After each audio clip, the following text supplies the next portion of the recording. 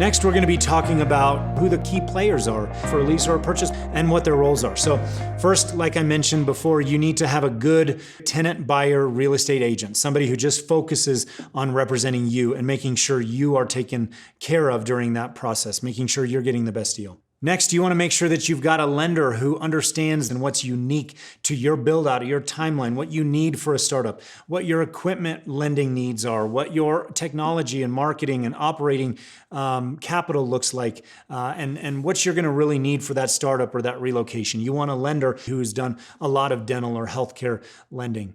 You want somebody who's a good real estate attorney. This is not my cousin Eddie, who's a family law attorney up in Seattle. I don't actually have cousin Eddie. But it is somebody who lives and breathes real estate on the legal side. And so they're looking at leases every day. They're looking at purchase agreements. They're going through due diligence and all that kind of stuff. So it's somebody who is specific to the real estate side. You want to make sure that you've got your CPA tied in. Because they're going to want to make sure that everything is set up on the entity side, and that we're looking at making sure that the business side and the economics of everything we're looking at makes sense. So you want to make sure your CPA is tied in. A good financial planner, somebody who can help you not just think about the decisions for today, but the decisions for next year and the next couple of decades. If you're a startup, you might be thinking, well, I don't have any money to put into my retirement right now, especially if I'm going to have the costs of acquiring a practice or starting up a practice. But right now is the perfect time to start talking and start setting up some of those habits with a good financial planner.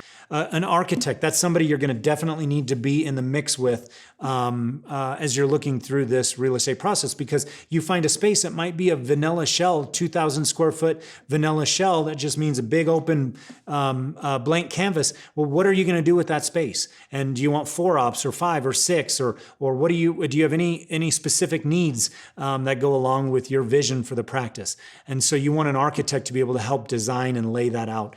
Who is your equipment and technology partner? You're going to want to make sure you're partnered up with somebody who can help walk you through what kind of equipment you should be looking at, what kind of technology you should be looking at, because that will definitely affect the design of your practice, the way your operatories lay out, the needs for electric, the needs for HVAC. If you've got a lot of heat generating equipment, you're going to need greater air conditioning units or greater ability for that. Well, that's something we could negotiate in that lease to get the landlord to cover, right? So you're kind of seeing how all these different people play together and need to be talking to each other through this transaction. And then finally, your contractor. So this is somebody, the person who's actually going to be swinging the hammer and building and constructing what you have been envisioning for the last number of months or years. And so this team, this is really your A team, and these are the people that are going to be walking through this transaction with you over the next number of months.